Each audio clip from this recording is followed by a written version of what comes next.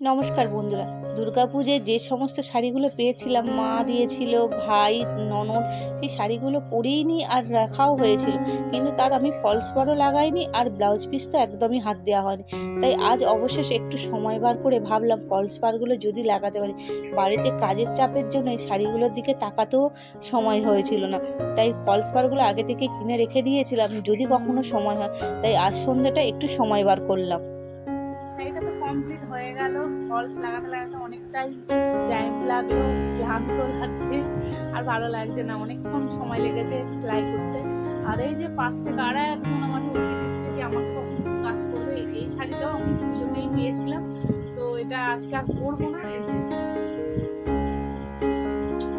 তো এটা আজকে আর হবে না, এটা কালকে দেখি যদি পারি করবো, আজ আর ভালো লাগছে না।